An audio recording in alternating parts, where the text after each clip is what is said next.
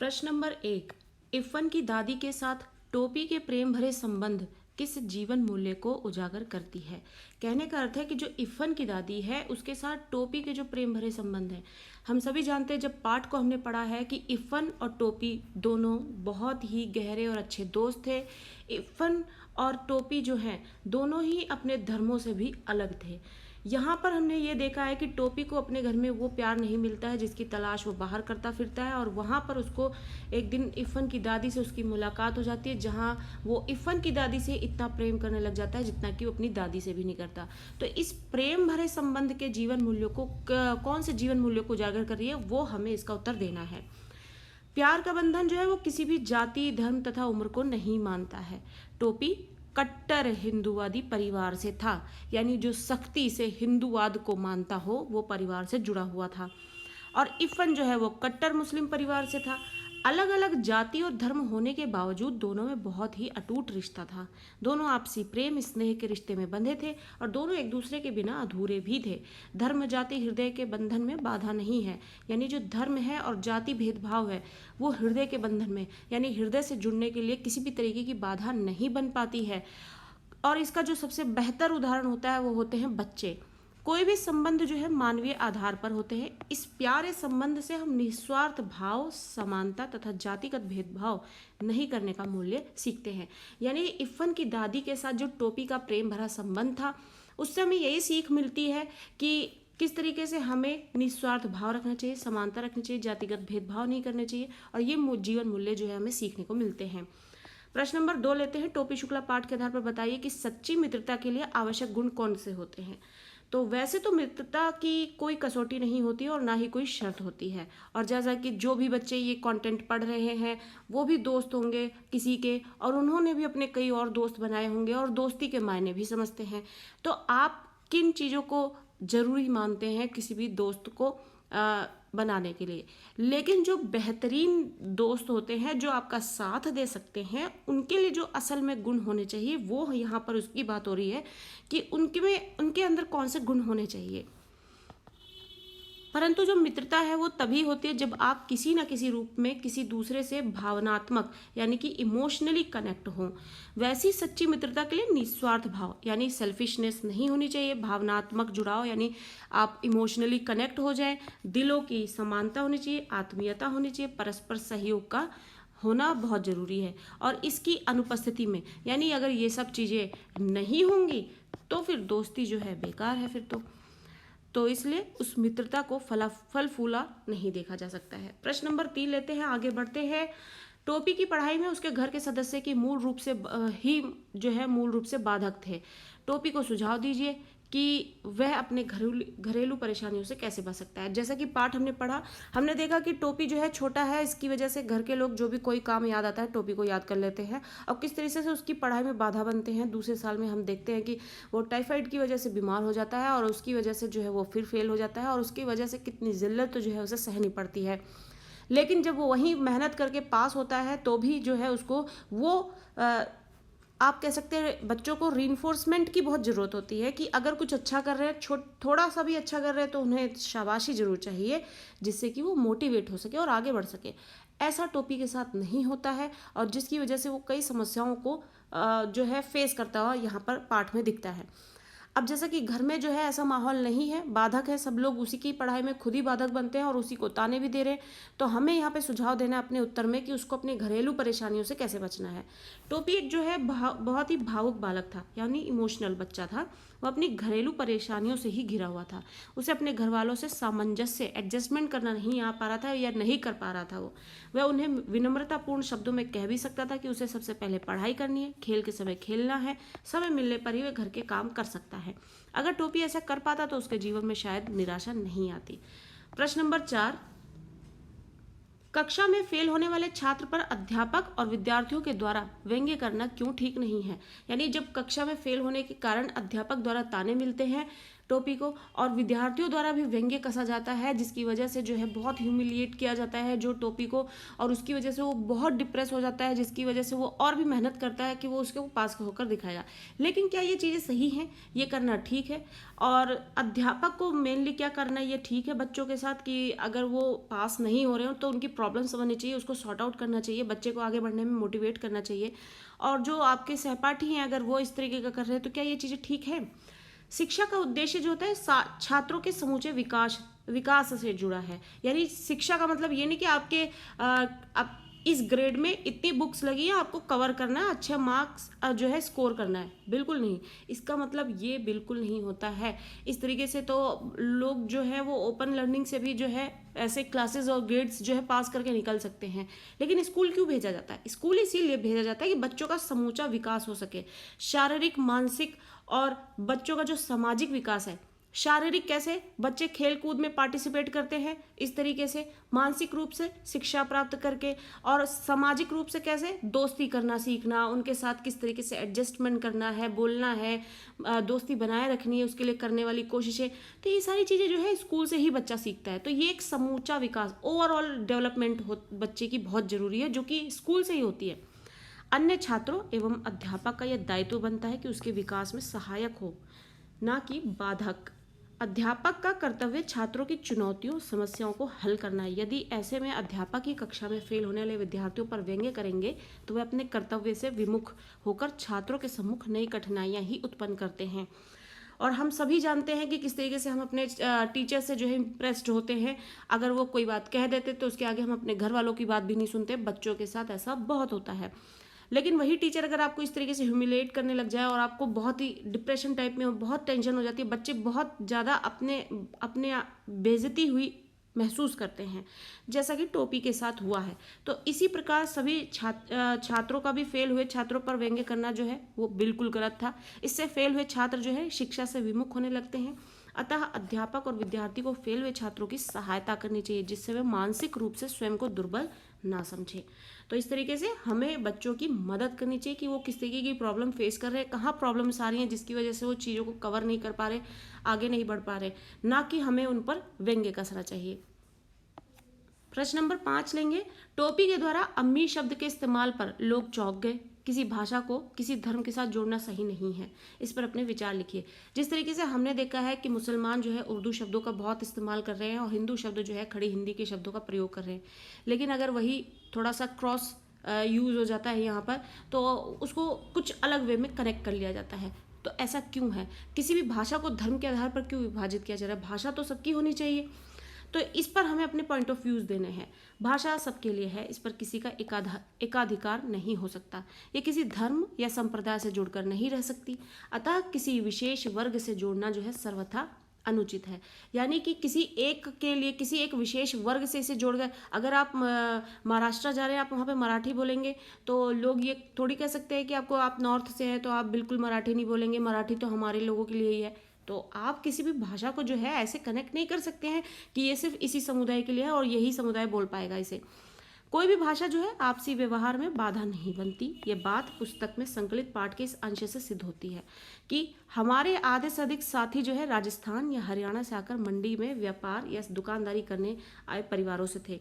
जब बहुत छोटे थे तो उनकी बोली कम समझ पाते थे और उनके कुछ शब्द सुनकर हमें हंसी आने लगती थी, परंतु खेलते तो सभी एक दूसरे की बात खूब अच्छी तरह समझ लेते। भाषा को सीमा में नहीं बांधा जा सकता, इसकी प्रकृति स्वतंत्र होती है। अब जिन बच्चों ने पाठ पढ़े होंगे उनको ये पता होगा कि ये कोटेशन जो है कहाँ से ली गई। सपनों के से दिन पाठ से लिया गया। पाठ ये टोपी शुक्ला है।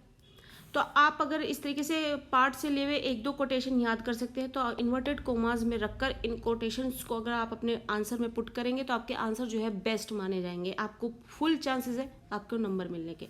प्रश्न नंबर 6 लेते हैं और आगे बढ़ते हैं कि प्रेम न जाने जात पात, प्रेम न जाने खिचड़ी भात। इस पंक्ति से आप किन मूल्यों का निष्कर्ष निकाल सकते हैं? ये जो बात इस पंक्ति में कही गई है समाज में प्रचलित सांप्रदायिकता की भावना पर करारा प्रहार है। यानी जो लोग जातिगत भेदभाव करते हैं या धर्म के आधार पर भेदभाव करते हैं, ये उसी पर करारा प्रहार है। इस पंक्ति में ये कहा गया है कि प्रेम जो है किसी जाति पात संप्रदाय को नहीं मानता, ना ही वो खान पान को मानता है, ना ही रहन सहन या किसी अन्य भेद को नहीं मानता है। इरफान की जो दादी है वो कट्टर मौलविन थी। उनके जो ससुर व पति जो थे वो मौलवी थे, फिर भी वह टोपी को असीम स्नेह देती थी, जबकि वह हिंदू परिवार से संबंधित थी। कहने का मतलब है कि जो इफ़न की दादी हैं वो हिंदू परिवार से जुड़ी हुई थी, एक जमींदार की बेटी थी, लेकिन जब उनकी शादी हुई, जो कि उनके पति जो है वो मौलवी थे, ससुर भी मौलवी थे, उसके बाद से वो भी कट्टर मुसलमान हो गई। टोपी के घर वालों को मुसलमानी नाम और शब्द से भी नफरत थी, फिर भी वह इफ़न की दादी से स्नेह करता था। अपने वे होते हैं जिनसे अपना मन मिले, फिर भले ही वह अपना, अपने घर का, अपनी जाति का, अपने धर्म का हो या ना हो। प्रेम के रिश्ते अटूट होते हैं, ये किसी स्वार्थ या हिसाब से नहीं चलते। जहां आपको लगेगा कि आपके थॉट कनेक्ट कर रहे हैं, लोग आपकी बात समझ रहे हैं, आपको प्यार से आपसे पेश आ रहे हैं, आप उसके लिए किसी भी गहरे रिश्ते को छोड़ने को तैयार हो जाते हैं। ऐसी मानसिक स्थिति हर कोई फेस करता है एक ना एक बार। तो कहने का मतलब ये है कि किसी तरीके की जातिगत भेदभाव जो है रिश्ते बनाने के लिए लोगों के आड़ नहीं आते हैं, और भाषा भी इस तरीके से आड़े नहीं आ सकती है। जहाँ व्यक्ति को प्यार मिलता है, दिल मिलते हैं या फिर विचार मिलते हैं, तो लोग जो है उस तरफ खींचते चले जाते हैं। आगे बढ़ते हैं, अगला प्रश्न लेते हैं, प्रश्न नंबर 7। 10 अक्टूबर सन 45 10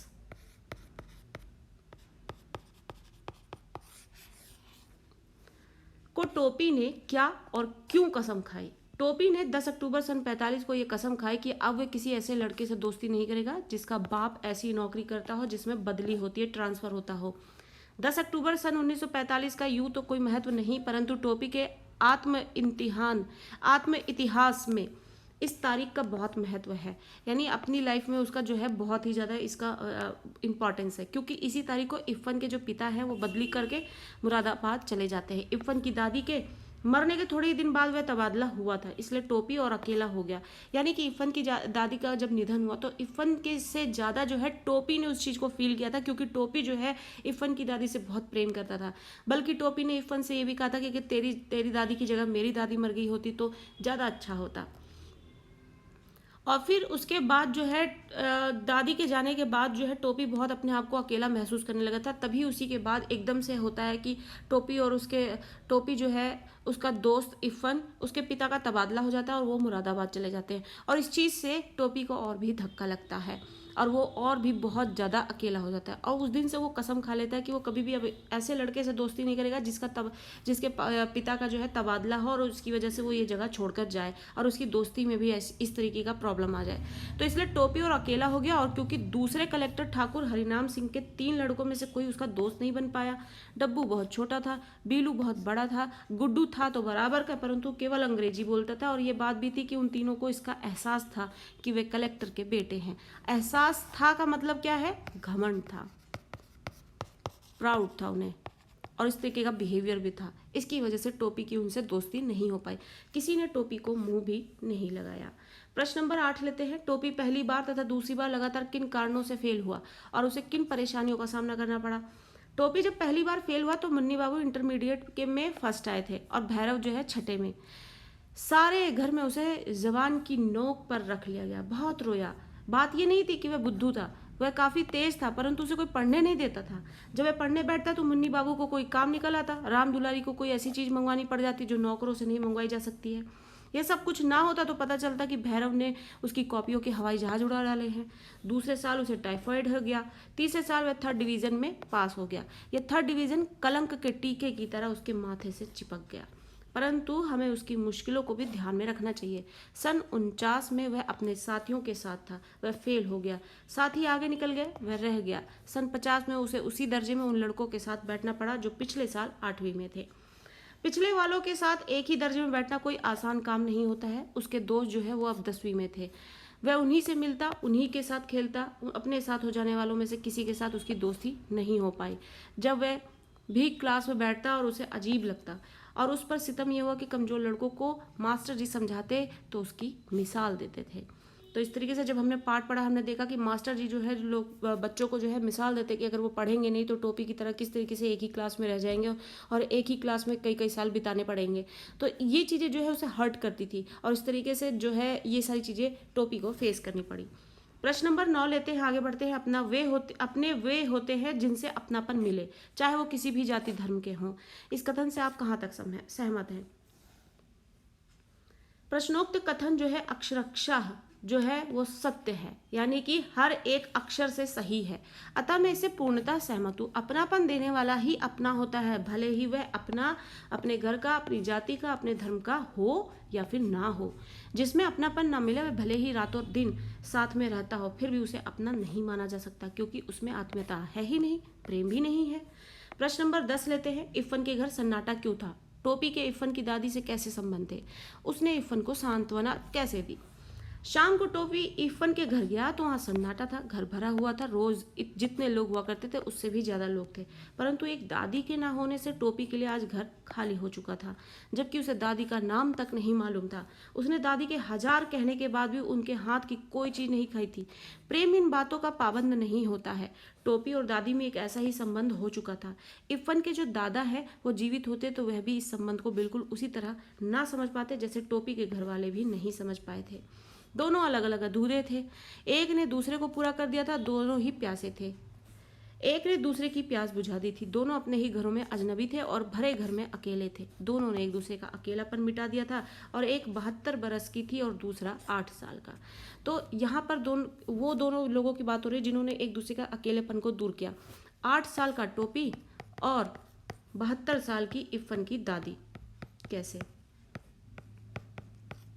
इफ़न की दादी जो कि एक जमींदार की बेटी थी, लेकिन उनकी शादी जो है एक मौलवी से हो जाती है, और अपना कल्चर जो है वो ना चाहते हुए भी भुला नहीं पाती हैं, और कहीं ना कहीं अपने आप को, अपने पूरे परिवार में कहीं ना कहीं अपने आप को अकेला सा पाती हैं वो। जब टोपी से उनकी मुलाकात होती है तो उनको लगता है कि वो कहीं ना कहीं अपने कल्चर से फिर से जुड़ी हैं और किसी ऐसे ही व्यक्ति से जुड़ी हुई मिल रही हैं, और वो कनेक्टेड फील होता है। आप देखेंगे, आप कहीं जाते हैं तो आपके ही गांव या शहर से कोई व्यक्ति मिल जाता है तो आप उससे तुरंत दोस्ती हो जाती है, आप बातें करने लग जाते हैं। ट्रेन में बैठोगे, आपको पता लग गया कि आपके ही शहर से या आपके ही गांव से या फिर आपके मम्मी पापा की तरफ से कि कोई जान पहचान का व्यक्ति मिल गया उस जगह से, तो आप कनेक्टेड फील करते हैं, लोगों से दोस्ती हो जाती है और सारे सफ़र में आप उनसे बातें करते हुए जाते हैं।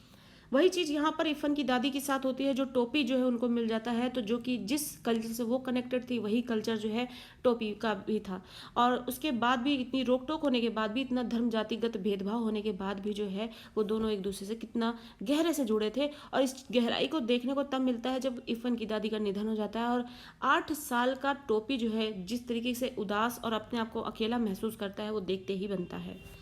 तोरी दादी की जगह अगर हमारी दादी मर गई होती तो ठीक भया होता। टोपी ने इफ़न को सांत्वना दी इस तरह से कह के, क्या कहकर कि अगर तुम्हारी दादी की जगह मेरी दादी मर गई होती तो बहुत ही अच्छा होता। इफ़न ने कोई जवाब नहीं दिया और उसे इस बात का जवाब आता भी नहीं था। दोनों दोस्त चुपचाप रोने लगे, और इस तरीके से इफ़न को भी अपनी दादी से प्रेम था, क्योंकि इफ़न के साथ भी ऐसे ही केस था कि जो घर वाले हैं उतना नहीं समझ पाते। दादी जो है बहुत ज़्यादा प्यार देती है, तो इफ़न और टोपी के लिए, दोनों के लिए एक ही बात हो गई थी।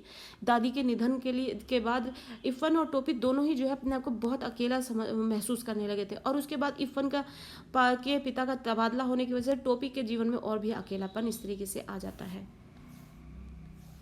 आगे बढ़ते हैं, अगला प्रश्न लेते हैं। प्रश्न नंबर 11। टोपी 9वीं कक्षा में फेल होकर एक ही कक्षा में 2 बार बैठा। उस दौरान उसे अनेक भावनात्मक चुनौतियों का, इमोशनली जो आप कह सकते हैं चैलेंजेस मिलते हैं, जो इमोशनल चैलेंजेस मिलते हैं उसका सामना करना पड़ता है। उसकी भावनात्मक चुनौतियों को ध्यान में रखते हुए वर्तमान शिक्षा व्यवस्था में क्या बदलाव लाया जा सकता है। यानी जिस तरीके से बच्चे के साथ हुआ है कि अगर वो फेल हो रहा है कि क्लास में और टीचर उसको टॉन्ट कर रहे हैं, और साथ में क्लास के बच्चे भी जो है उसको किस तरीके से हर्ट कर रहे हैं, उसको परेशान कर रहे हैं बजाय कि उसको हेल्प करने के, तो इस तरीके से हमें कौन कौन से चेंजेस कर देने चाहिए जिससे कि और बच्चों के साथ इस तरीके का ना हो, अगर रियल लाइफ में भी ऐसा हो रहा है तो। एक ही कक्षा में 2 बार बैठने से टोपी को अनेक भावनात्मक चुनौतियों का सामना करना पड़ा। जैसे कि पहला पॉइंट, वह अकेला पड़ गया क्योंकि उसके दोस्त 10वीं कक्षा में थे और इस कक्षा में उससे कोई दोस्ती नहीं करना चाहता था। दूसरा पॉइंट, वह शर्म के कारण किसी के साथ अपने दिल की बात नहीं करता। तीसरा पॉइंट, वह अध्यापकों की हंसी का पात्र होता था क्योंकि कक्षा में आने पर अध्यापक जो है कमजोर लड़कों को उसका उदाहरण देते हुए उसे अपमानित किया करते थे और व्यंग्य भी करते थे। नेक्स्ट पॉइंट है कि कक्षा में सभी छात्र जो है वो भी उसका मजाक उड़ाते थे। टोपी जैसे अनेक छात्र हैं जो ऐसी कठिन परिस्थितियों से गुजरते हैं। इन बच्चों की परेशानियों को ध्यान में रखते हुए सरकार को ऐसे नियम बनाने चाहिए जिससे हर तरह के कार्य पर रोक लगाई इस तरह के हर कार्य पर रोक लगाई जा सके। इस तरह के कैसे, जिस तरीके से अध्यापक जो है हंसी बनाते हैं, उनका एग्जाम्पल देते हैं, उनका मजाक बनाते हैं, तो ये सब चीज़ें नहीं होनी चाहिए। विद्यालय अपने स्तर पर ऐसी व्यवस्था करे जिससे फेल होने वाले छात्र जो है प्रोन्नति पाकर अगली कक्षा में जा सके। अध्यापक द्वारा किसी विद्यालय विद्यार्थी का मजाक उड़ाने की बजाय उस पर विशेष ध्यान देकर उसकी प्रगति सुनिश्चित करने का उपाय भी करना चाहिए। प्रश्न नंबर 12 लेते हैं। वर्तमान में प्रचलित जातिगत भेदभाव के बावजूद कई ऐसे लोग हैं जो विपरीत धर्म के होते हुए भी एक दूसरे से अटूट रिश्ते से जुड़े हैं। क्या आप ऐसे रिश्तों के हिमायती हैं? अगर हाँ तो क्यों? अपने विचार हमें देने हैं। तो इस तरीके से आपसे ये प्रश्न पूछा जा रहा है कि हमारे समाज में बहुत सारे जातिगत भेदभाव होने के बावजूद भी बहुत लोग होंगे जो अपनी लाइफ में ऐसे एक्सपीरियंसेस जो है वो फील कर चुके हैं, शेयर कर चुके हैं कि जातिगत भेदभाव होने के बाद भी और जाति से अलग होने के बावजूद भी बहुत अच्छी दोस्तियों को निभाते हुए वह जीवन में आगे बढ़े हैं। तो क्या आप इन सब चीज़ों से सहमत हैं, हिमायती हैं, इसके पक्ष में हैं? तो अपने विचार देने हमें। हाँ, मैं ऐसे रिश्तों का हिमायती हूँ क्योंकि यही एक रास्ता है जो हमें अमन चैन की दुनिया में वापस ला सकता है। ऐसे रिश्तों के आम हो जाने से समाज में व्याप्त आधे से अधिक समस्याएं जो है वो स्वतः ही हल हो जाएंगी। प्रस्तुत पाठ टोपी शुक्ला में टोपी और इफ़न की दादी अलग अलग जाति और मजहब के थे, मगर दोनों अटूट रिश्ते से बंधे थे। प्यार का बंधन किसी जाति और धर्म को नहीं मानता। टोपी हिंदू था, इफ़न की दादी मुसलमान थी। दोनों के मजहब और जाति अलग थी, फिर भी दोनों में अटूट रिश्ता था। दोनों आपस में प्रेम स्नेह के रिश्ते में बंधे थे। दोनों प्यासे थे तथा एक दूसरे के बिना अधूरे थे। हमारे विचार से ये संबंध उचित था। धर्म जाति हृदय के बंधन में कोई रुकावट नहीं है। संबंध मानवीय आधार पर होते हैं, सांप्रदायिक आधार पर नहीं।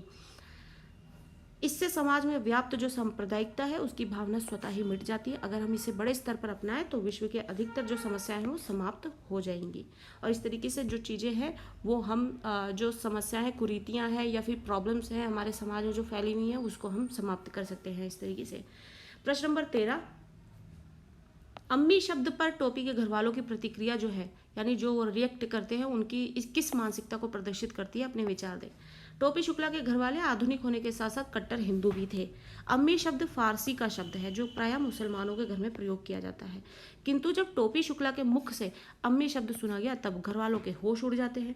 उनकी परंपराओं की दीवार डोलने लगी है। उनका धर्म संकट में पड़ गया है। सभी की आंखें टोपी के चेहरे पर जम गई कि उनकी संस्कृति के विपरीत यह शब्द घर में आया कैसे। जब टोपी ने बताया कि उसने अपने दोस्त इफ़न के घर से ये सीखा है तो उसकी माँ व दादी ने उसकी खूब जमकर पिटाई की। अम्मी शब्द अर्थात किसी दूसरे भाषा के इस्तेमाल पर आपत्ति करना एवं उसके किसी की पिटाई करना उसकी संकीर्ण मानसिकता का द्योतक है, यानी कि आपकी सोच कितनी कमतर है, छोटी है, ये चीज़ जो है इंडिकेट करती है। वे आधुनिक होकर भी बेवकूफ़ों की श्रेणी में आते हैं क्योंकि भाषा किसी विशेष धर्म और संप्रदाय की नहीं होती है। विभिन्न भाषाओं का ज्ञान रखना विद्वता होता है, यानी कि आपके पास बहुत सारी भाषाओं का ज्ञान है तो आप विद्वान कहलाएंगे, ना कि आपने कुछ धर्म के जो दीवारें हैं उनको तोड़ा है, लांघा है, या फिर आपने अपने घर के जो रीति रिवाज है या संस्कृति को नकारा है। भाषा के इस्तेमाल पर तीखी प्रतिक्रिया व्यक्त करने वाले टोपी के घर के लोग जो है वो जाति और संप्रदाय के बंधनों से जकड़े एक मजबूर परिवार के उदाहरण बनते हैं। यहाँ पर प्रश्न नंबर 14, पाठ के आधार पर इफ़न के परिवार का वर्णन करना हमें। इफ़न के जो दादा है और परदादा बहुत ही प्रसिद्ध मौलवी थे। काफिरों के देश में पैदा हुए, काफिरों के देश में मरे, परंतु वसीयत करके मरे कि लाश करबला ले जाई जाए। उनकी आत्मा ने इस देश में एक सांस तक ना ली। उस खानदान में जो पहला हिंदुस्तानी बच्चा पैदा हुआ वह बढ़कर इफ़न का बाप हुआ। जब इफ़न के पिता सैयद मुर्तजा हुसैन मरे तो उन्होंने ये वसीयत नहीं की कि उनकी लाश करबला ले जाई जाए, वह एक हिंदुस्तानी कब्रिस्तान में ही दफन किए गए। इफ़न की परदादी भी बड़ी नामाजी बीवी थी। करबला, नजफ, खुरासान, काजमैन और जाने कहाँ की यात्रा कराई थी, परंतु जब कोई घर से जाने लगता तो वह दरवाजे पर पानी का एक घड़ा जो है जरूर रखवाती और मशका सदका भी जरूर उतारती थी। सदका यानी कि नज़र। इफ़न की दादी भी नमाज रोजे की पाबंद थी, परंतु एक लौते बेटे को चेचक निकली तो वह चारपाई के पास एक टांग पर खड़ी हुई और बोली, माता मेरे बच्चे को माफ़ कर दो। पूरब की रहने वाली थी, 9 या 10 बरस की थी जब ब्याह करके वो लखनऊ आई थी, परंतु जब तक जिंदा रही वो पूर्वी ही बोलती रही। लखनऊ की जो उर्दू है वो ससुराली थी। वह तो मायके की भाषा को गले लगाए हुए ही रही, क्योंकि इस इधर उधर कोई ऐसा नहीं था जो उनके दिल की बात को समझता। ये बेटे की शादी के दिन आए तो गाने बजाने के लिए उनका दिल फड़का, परंतु मौलवी के घर गाना बजाना भला कैसे हो सकता था। बेचारी दिल महसूस कर रह गई। हाँ, इरफान की छठी पर उन्होंने जी भरकर जश्न मना लिया। बात यह थी कि इरफान अपने दादा के मरने के बाद पैदा हुआ था। मर्दों और औरतों के इस फर्क को ध्यान में रखना जरूरी है, क्योंकि इस बात को ध्यान में रखे बगैर इरफान की आत्मा का नाक नक्शा जो है समझ में नहीं आ सकता। इरफान की दादी जो है किसी मौलवी की बेटी नहीं थी, बल्कि वह एक जमींदार की बेटी थी। तो इस तरीके से हमने पाठ में पढ़ा है कि इरफान की जो दादी है वो किसी मौलवी की नहीं बल्कि एक जमींदार की बेटी थी, लेकिन शादी जो है उनकी मौलवी से हो जाती है।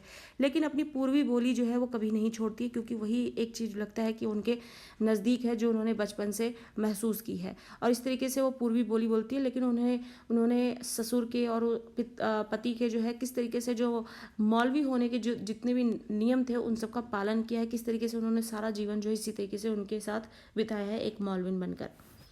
प्रश्न नंबर 15, टोपी शुक्ला के लेखक जो राही मासूम रजा का संक्षिप्त परिचय दीजिए, जिसका line to line explanation already channel पर अलग से आपको वीडियो मिल जाएगी, जहां पर राही मासूम रजा का जो है लेखक परिचय दिया गया है, जीवनी पढ़ी गई है, आप उसको वहां पर अच्छे से समझ सकते हैं। और वही प्रश्न यहाँ पर भी दिया गया है कि हमें उनके संक्षिप्त परिचय देना है। राही मासूम रजा का जो जन्म है वो 1 सितंबर 1927 को पूर्वी उत्तर प्रदेश के गाजीपुर के गंगौली गाँव में हुआ। उनकी जो प्रारंभिक शिक्षा है वो गांव में ही हुई। अलीगढ़ यूनिवर्सिटी से उन्होंने उर्दू साहित्य में पीएचडी करने के बाद फिर उन्होंने कुछ साल तक वहीं अध्यापन कार्य भी किया, अध्यापन यानी टीचिंग। फिर वे मुंबई चले गए, जहां सैकड़ों फिल्मों की पटकथा लिखी, यानी कि जो फिल्मों की जो स्टोरी होती है वो, और संवाद और गीत लिखे। प्रसिद्ध धारावाहिक महाभारत की जो पटकथा है और संवाद लेखन है उन्हें इस क्षेत्र में सर्वाधिक ख्याति दिलाई। राही मासूम रजा एक ऐसे कवि कथाकार थे जिनके लिए भारतीयता आदमियत का पर्याय रही। इनके पूरे लेखन में आम हिंदुस्तानी की पीड़ा, दुख, दर्द और उनकी संघर्ष क्षमता की अभिव्यक्ति है। यानी कि भारतीय समाज में लोगों का जो दुख दर्द है, आम जीवन है, उसके बारे में ही उन्होंने नोटिस किया और उसको लिखा। राही ने जनता को बांटने वाली शक्तियों, राजनीतिक दलों, व्यक्तियों, संस्थाओं का खुला विरोध किया। उन्होंने संकीर्णताओं और अंधविश्वासों, धर्म और राजनीति का स्वार्थी गठजोड़ आदि को भी बेनकाब किया। राही मासूम रजा जो है उनकी प्रमुख कृतियां हैं आधा गांव, टोपी शुक्ला, हिम्मत जौनपुरी, कटरा वी आरजू, असंतोष के दिन, नीम का पेड़, सभी हिंदी उपन्यास हैं। और मोहब्बत के सिवा ये उर्दू उपन्यास है। मैं एक फेरी वाला कविता संग्रह है। नया साल, मौजे गुल, मौजे सबा, रक्सेमय, अजनबी शहर, अजनबी रास्ते, सभी उर्दू कविताएं संग्रह हैं ये। 1857 हिंदी उर्दू महाकाव्य है ये। और छोटे आदमी की बड़ी कहानी जो कि जीवनी है। राही का निधन जो है 15 मार्च 1992 को होता है। प्रश्न नंबर 16, टोपी शुक्ला कहानी के मुख्य रूप से क्या स्पष्ट किया गया है। इस कहानी में स्पष्ट किया गया है कि वे होते हैं जिनसे अपनापन मिले, फिर भले ही वे अपना हो या अपने घर का या अपनी जाति का, अपने धर्म का हो या फिर ना हो। जिसमें अपनापन ना मिले वह भले ही दिन रात साथ ही रहता हो, फिर भी कम से कम कोई बच्चा तो उसे अपना नहीं मान सकता, क्योंकि बचपन जो है वो प्रेम के रिश्ते के अलावा किसी और रिश्ते को कबूल नहीं करता। बाल मन जो है वो किसी स्वार्थ या हिसाब से चलायमान नहीं होता। निश्चल वृद्ध मन की भी कुछ यही दशा होती है। निश्चल वृद्ध मन यानी कि सभी जानते हैं कि बूढ़े और बच्चे जो है एक बराबर होते हैं। जिस तरीके से बच्चे जो है निश्चल होते हैं, उनको प्रेम की जरूरत होती है, वैसे ही वृद्ध जो है वो भी ऐसे ही होते हैं। और यहाँ पर इरफान की दादी और टोपी की जो रिश्ते हैं वो यहाँ पर जो दिखाए गए हैं कि वो किसी भी जातिगत भेदभाव से बिल्कुल नहीं जुड़े हैं, ना उस भेदभाव को मानते हैं। उनको चाहिए एक दूसरे से सिर्फ प्यार, जिसकी वजह से वो एक दूसरे से जुड़ते हैं।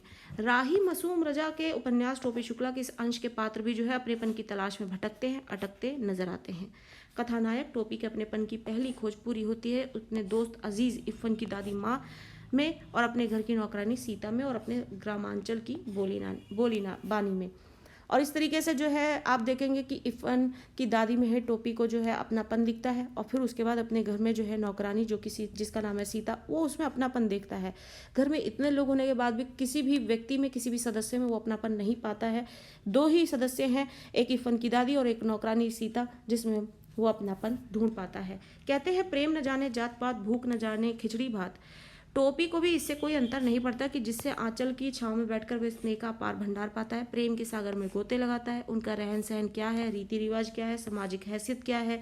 हालांकि टोपी के पिता एक जाने माने डॉक्टर हैं, परिवार भी भरा पूरा है, घर में किसी भी चीज़ का अभाव नहीं है, फिर भी वह लाख मना करने के बावजूद इरफान की जो हवेली की तरफ वो बरबस ही खिंचा चला जाता है। काश उसे वहां जाने से रोकने वाले परिवार के लोग कभी इस बात का भी पता लगाने की जहमत करते कि टोपी जैसा आज्ञाकारी बालक आखिर वहां उनकी एक यही हिदायत क्यों नहीं मानता है।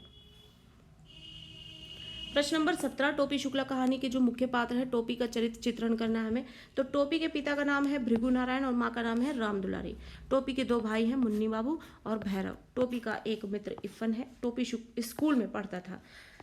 पहला कि वो एक भावुक बालक है। टोपी एक भावुक लड़का था। वह इरफान से अपनी दादी के बदले में उसकी दादी मांगता है, लेकिन जब इरफान इनकार कर देता है तो इरफान से भावुक होकर कहता है कि क्या वह उसके लिए इतना भी नहीं कर सकता, जो कि हमने पाठ में पढ़ा है। बहुत ही इमोशनल स्टोरी है, बहुत बेहतरीन तरीके से बताई गई है और बहुत ही ईजी वे में आपको समझ में आ सकती है। जरूर आप पाठ को पहले पढ़ें, फिर आप प्रश्नों पर आए। आपको पाठ समझ में आ गया तो आपको सारे प्रश्न जो है सिर्फ एक रीडिंग की जरूरत होगी। आप एक बार में ही सारे प्रश्नों को और उनके उत्तरों को समझ जाएंगे और सारे प्रश्न जो है आप सॉल्व खुद भी कर पाएंगे। दूसरा जो टोपी के व्यवहार की एक खासपन है वो है कि एकाकीपन। टोपी का परिवार जो है भरा पूरा है, फिर भी वो अकेला है। घर में सभी लोग अपने आप में व्यस्त हैं, किसी के पास भी टोपी के लिए समय नहीं है। टोपी अपना अकेलापन दूर करने के लिए इधर उधर भटकता रहता है, जो कि हमने पाठ में पढ़ा है। और इस तरीके से टोपी शुक्ला पाठ में हमें बताया गया है कि जो जातिगत भेदभाव है, सांप्रदायिकता है, वो मायने नहीं रखती है। अगर व्यक्ति को प्यार ही चाहिए, अपनापन ही चाहिए, तो जिससे मिलता है वही अपना हो जाता है। तो इस तरीके से टोपी शुक्ला और इरफान की दोस्ती के माध्यम से इस पाठ में बच्चों को इस सिलेबस या पाठ्यक्रम में इस चैप्टर को जोड़ने का यही मकसद है कि बच्चे ये चीज़ें समझ सकें। तो आई होप कि आपको ये चीज़ें जो है समझ में आएगी। आपको टोपी शुक्ला से चैप्टर से related line to line explanation, summary, question answer सब कुछ आपको इसी चैनल पर मिल जाएगा। आपको टर्म टू एग्जाम्स की प्लेलिस्ट चेक करनी है, क्लास 10 कोर्स भी, तो आपको वहाँ पे सारे जो है कंटेंट एक साथ एक ही जगह पर मिल जाएंगे। और टर्म टू एग्जामिनेशंस के लिए इसी तरीके से प्रिपेयर करते रहें, चैनल के साथ यूं ही बने रहें, क्योंकि आपको यहाँ पे 10th क्लास ही नहीं बल्कि 11th 12th सबके ही कंटेंट मिलेंगे। और इसी तरीके से चैनल के साथ बने रहें, जिससे कि और भी वीडियोज़ यूं ही मिलती रहें आपको और बिना किसी टेंशन के आपकी प्रिपरेशन जो है यूं ही चलती रहे। तो चैनल को सब्सक्राइब करना ना भूलें, लाइक करना ना भूलें अगर वीडियो आपको अच्छी लग रही है या आपको हेल्प कर रही है, और ज़्यादा से ज़्यादा इसे शेयर करते रहें। थैंक